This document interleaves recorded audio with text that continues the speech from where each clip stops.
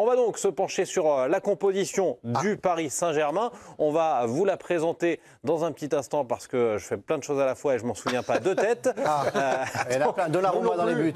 Hakimi, Beraldo, Pacho, parce qu'il n'aura pas froid. Elle est bonne celle-là. En plus, je me suis trompé. Zaga à gauche. Alors la voilà. Asensio. La voilà la composition d'équipe, donc avec Hakimi sur le côté droit. Allez, on va prendre les surprises les unes après les autres, si vous voulez bien. C'est ça. Zagué sur le côté gauche, c'est déjà une surprise dans cette composition. Oui, il y a beaucoup de surprises. Un peu. Alors après, on sait très bien que dans l'effectif, il y a les reprises qui sont pas tout à fait prêts. Nuno Mendes suspendu, surtout. Ouais, c'est vrai. Mendes, il a personne derrière. Il a fait combien de matchs Zagué un peu moins de 10. Ouais, quand on les entraîne. Après, la différence qu'il y a, c'est que ça correspond aussi à ce qui s'est passé sur les matchs de préparation, en fait. Alors, la vraie grosse surprise, c'est quand même Beraldo dans l'axe, à droite. Déjà, quand il avait été utilisé sur le côté gauche sur la fin juste avant qu'il sorte un peu sur blessure.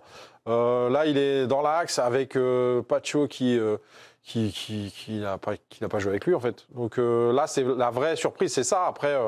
Après le reste. Mais dans la préparation, Hakimi qui a fait les Jeux Olympiques. Ouais, mais il est dans la. Je pense que là, c'est vraiment un truc de confiance. Tu vas voir le joueur, tu lui dis est-ce que tu es prêt à jouer. Alors bon, les mecs en général s'enflamment un peu, ils n'ont pas envie d'attendre, ils ont envie de jouer, mais ça m'étonne pas trop pour Hakimi. Alors Mbaye évidemment, mais il a été très bon dans les matchs de préparation, donc c'est une surprise, mais moins qu'une vraie surprise, on va dire. Ouais, et c'est Hakimi qui est capitaine. C'est peut-être une des raisons à cela. On s'est beaucoup posé la question de la jeunesse de cet effectif parisien, de savoir qui pourrait prendre le rôle de capitaine dans cette équipe. Hakimi, capitaine en tout cas pour le premier match. Ça va bien. Ça inaugure. Pardon, ça te va bien ? Ouais, ça va bien. Franchement, ça va bien. Puis on l'avait vu en sélection, on a vu que c'est quand même c'est un vrai leader naturel. À Paris, ces dernières années, il était un petit peu sur la réserve parce qu'il y avait d'autres personnes qui ont endossé ce rôle. Mais de fait, là, je pense qu'il a peut-être un nouveau rôle à prendre. Jérémy Janingro est avec nous en direct du stade Océane. Jérémy, on le voit immédiatement, des choix forts de la part de Luis Enrique pour cette première rencontre. Il nous prend déjà à contre-pied. Oui, c'est son habitude à Luis Enrique, les choix forts il en fait parce que les statuts, nous l'a montré la saison dernière, il s'en fout Luis Enrique, pareil, l'âge c'est pas quelque chose d'important, s'il faut mettre Mbaye titulaire par très bonne et mettre, vous l'avez souligné dans cette défense centrale, ne pas mettre Skriniar, quitte à titulariser Zagué et remettre Beraldo dans l'axe, ça aussi c'est un choix fort. Et aussi il faut souligner les autres choix forts, c'est ceux de ne pas mettre par exemple Danilo Pereira dans le groupe, parce qu'en fait s'il y a un joueur dont il n'est pas fan, Luis Enrique, il va le mettre un peu de côté, et il va s'appuyer sur les joueurs sur lesquels il veut jouer, avoir de la relance, pouvoir participer à son projet de jeu. Donc je soulignerai surtout ces choix-là, comme par exemple celui de faire jouer Mayoulou en fin de saison dernière, un jeune joueur qui est sur le banc de touche ce soir et qui pourrait rentrer et avoir un vrai rôle malgré sa jeunesse, mais parce que il rentre parfaitement dans ce qu'aime Luis Enrique. Et puis à souligner les trois internationaux français aussi qui sont sur le banc, Barcola, Kolo Muani et Dembélé, qui pourraient apporter beaucoup en cours de jeu. Ils sont en cours de forme, mais il faudra compter là-dessus en fin de match aussi. Si vous vous posiez la question, Jérémy Janingro n'est pas devant un magasin d'ameublement suédois, il est bien devant le stade Océane, qui est par ailleurs superbe quand il est vu dans son ensemble. Là, ça laissait un petit doute. Ce ne sera pas la seule surprise de la soirée. On essayait de les prendre les unes après les autres. C'est vrai qu'il y a la présence en défense centrale, alors qu'on découvre aussi la composition du Havre actuellement sur vos écrans. Pour revenir à celle du Paris Saint-Germain, Asensio, c'était aussi une grosse cote, il me semble, avant le début de cette rencontre. Oui, mais il a fait toute la prépa. Oui. Là, pour le coup, ça paraît logique de voir un joueur qui est arrivé dès le début de la préparation. Il a joué les 2 matchs amicaux du PSG. Pour moi, c'est pas plus une surprise, lui, que voir Hakimi revenir des JO et être titulaire directement. Non, pour le coup, c'est normal. Après, en défense centrale, pas voir Skriniar, qui lui, justement, a fait toute la préparation aussi, a joué les 2 matchs. Pacho est arrivé en cours de préparation. Beraldo aussi n'était pas là dès le premier jour. Skriniar était là dès le premier jour de la reprise du PSG. Luis Enrique dit toujours en conférence de presse, je vous dis rien, par contre, vous allez voir mes choix et vous pouvez déduire ce que je pense avec mes choix. Je pense que ce soir, on peut comprendre qu'il ne compte pas sur Skriniar, quoi. Moi, je trouve que c'est ce qu'on a vraiment envie de voir, au-delà des surprises ou des choix de joueurs. Moi, j'ai envie de voir une vraie philosophie Luis Enrique. On voit que cette année, ils n'ont plus le facteur X. Donc, ils vont devoir forcément compenser collectivement. Moi, j'ai envie de voir, voilà, dès le premier match, avec les jeunes joueurs, s'il y a un vrai pressing collectif, ou s'il y a une vraie volonté de pouvoir récupérer le ballon, aussi ça va jouer, si on va rester un peu attentiste des fois c'était un petit peu ronronnant avec un jeu de possession. Là, cette année, ils ont pu ce petit facteur X qu'il y avait avec Mbappé, qui pouvait des fois débloquer des situations sur des 0-0, des matchs un peu compliqués. Donc là, ils vont devoir composer autrement. Et moi, c'est sur ça que j'ai envie de les voir, et dès ce premier match. En fait. Ils ont une prépa complète, et pas en Chine, au Japon, en Australie, aux États-Unis, à Paris. Donc il n'y a pas d'excuse cette année pour dire on n'a pas eu le temps de préparer, non, la prépa a été complète. C'est partie certainement plus des éléments sur lesquels Luis Enrique a voulu avoir un petit peu la main, et je trouve que ce 11-là, il dit également des choses justement sur cette idée que voilà, Skriniar, il l'a subi, il est arrivé, c'est un joueur qui avait été signé libre quelques mois plus tôt.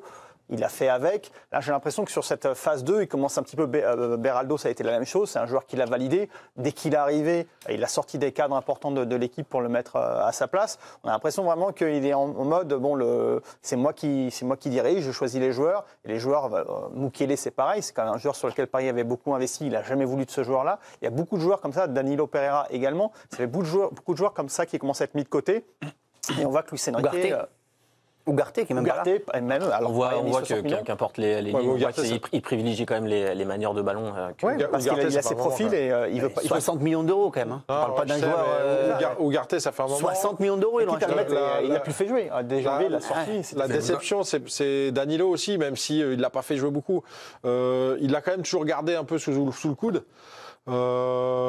Marquinhos qui n'est pas là. Non, mais ça, c'est retour, je pense, c'est retour d'entraînement tardif. Mais le message, quand même. Aujourd'hui, il n'est pas là. Vous avez cité quand même beaucoup de joueurs, des joueurs confirmés, des joueurs d'expérience. Il y a beaucoup de jeunes en dehors du milieu de terrain, Vitinha et Asensio. Bon, il y a l'expérience. Mais vous avez quand même besoin de vous appuyer sur un début de saison, sur des joueurs qui ont fait une préparation, sur des joueurs d'expérience. Surtout avec ce que tu as perdu. Le début de saison, quoi qu'on en dise, a toujours son importance sur le résultat. Là, je ne veux pas dire que vous partez dans l'inconnu, donc c'est toujours dans la même philosophie, mais bon, vous envoyez aussi un message à l'adversaire aussi. L'adversaire peut y croire. Il y a des joueurs qui vont découvrir la Ligue 1. Alors, le jeune Ndiaye, je connais que de nom, mais je ne l'ai pas vu jouer. Il paraît que c'est pas mal, mais bon, il va découvrir la Ligue 1 sur un match aussi aujourd'hui, donc... C'est surtout dans les temps faibles, dans le moment de la saison où il y aura des périodes de doute. C'est là où on a besoin d'expérience. Tous les joueurs qu'on a cités. Là, ça prend un match, ils vont revenir. Non, évidemment. Là, on parle. Là, on sait qu'il va avoir besoin. Là, c'est un peu compliqué de. C'est le dernier match de préparation. Oui, ça fait un peu ça. Ça fait un peu là. Ça l'est. Ils ont eu 2 matchs. On y va tranquille. C'est que le Havre, entre guillemets. On peut se permettre encore. La saison est très longue. Il y a la Coupe du Monde des clubs. Ça paraît loin, mais c'est en juin la saison prochaine. 2 matchs. Il faut aussi gérer un petit peu. Il faut gérer aussi l'effectif sur toute une saison. Après, justement, Loïc, vous disiez que Luis Enrique a l'habitude de dire je vous dis rien en conférence de presse, mais mes choix parleront pour moi. Le choix d'Mbaye. Qu'est-ce qu'il dit à Barcola et Dembélé, par exemple? Il faut voir s'il se confirme. Je pense que sur un match, on ne peut pas en tirer de conclusion en disant Barcola et Colomani sont revenus tardivement de l'Euro. Le risque de blessure aussi. Par contre, si jamais ça dure sur le deuxième match, là oui, on va pouvoir se poser des questions. Puis il faut aussi dire qu'il y a un jeune joueur qui est là et qui est talentueux et qui a montré des bonnes choses durant la préparation et qui mérite de jouer ce soir. Donc, mais après, au-delà de tout ça, moi je trouve que, encore une fois, Luis Enrique, il est très très difficile à décrypter et à suivre. C'est-à-dire que là, effectivement, pas voir Barcola après la saison qu'il a fait et lancer un jeune comme ça sur le premier match de la saison, c'est quand même très étonnant. Et je veux dire, combien de fois la saison dernière, il y a eu des compos où on s'est dit, mais alors il nous dit. Franchement, il ne faut pas en tirer de conclusion. Je pense vraiment pas qu'il le fait en disant. Moi, je parle là-dessus aussi. Le déclassement de Barcola. C'est pour ça que je dis, pour moi, il y a pas de. C'est difficile à interpréter et il n'y a pas de conclusion à tirer parce que cette vérité-là, c'est certainement pas celle de la semaine prochaine. Et c'est parce que c'est le Havre aussi. Il n'y a pas de vérité. C'est une autre adversité. Ouais, non, c'est ça. Et puis c'est un match à l'extérieur. Je pense que le Barcola, tu vas le voir à domicile. J'imagine que Barcola, je ne l'imagine pas commencer à domicile, comme Marquinhos, donc voilà, et comme l'équipe vraiment type, j'ai envie de dire. Donc les Dembélé, donc c'est c'est une composition de début de saison et surtout de continuité de la préparation avec ceux qui ont vraiment travaillé et donc dans la logique de la préparation. Jérémy Janingro en direct du Stade Océane. Jérémy, cette absence de continuité, finalement, c'est pas non plus une grande surprise quand il s'agit de Luis Enrique.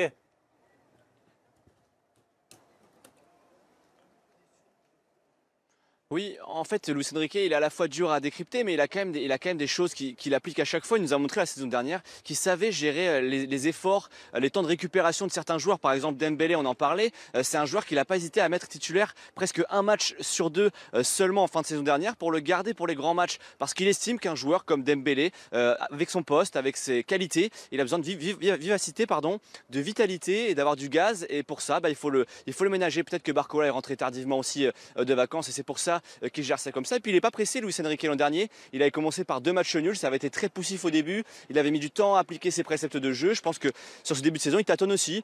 Il prend son temps, il va faire avec les joueurs les plus frais sur le moment. Mais comme disait Loïc Tanzi aussi, je le rejoins là-dessus, il ne faut pas enterrer certains joueurs et pas tirer beaucoup de conclusions de ce qu'on voit maintenant. On est, je pense, sur une grosse gestion d'effectifs avec des joueurs qui vont être incorporés vraiment petit à petit et il ne va jamais se presser pour mettre un titulaire indiscutable qu'il sera en fin de saison, de le mettre dès le début.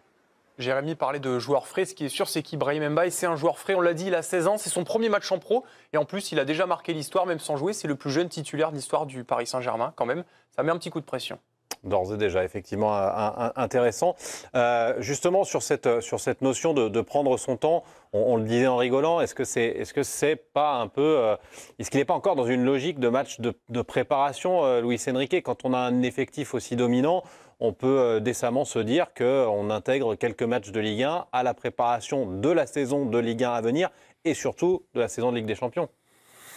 Moi, je ne partage pas, personnellement, je ne partage pas ça. Donc, on ne peut pas se permettre, peut-être dans l'esprit, et il veut voir ce qui va s'y passer, une forme de travail, une forme de continuité dans le travail.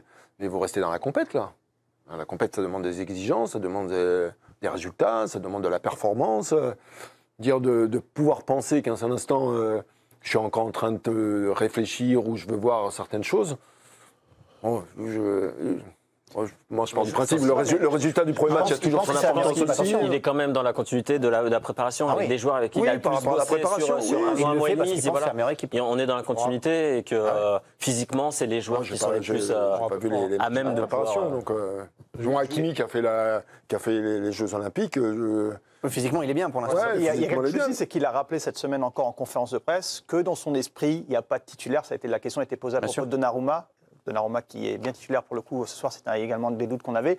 Il a encore rappelé et il l'a montré tout au long de la saison, y compris en mettant Mbappé sur le banc quand il le fallait. Donc dans son esprit, il n'y a pas de titulaire, tout le monde peut l'être et pour le coup là, il le démontre par les faits avec ces quelques titulations surprises. Il n'y a pas de titulaire. On rappelle quand même que le début de saison avait été crescendo pour le Paris Saint-Germain.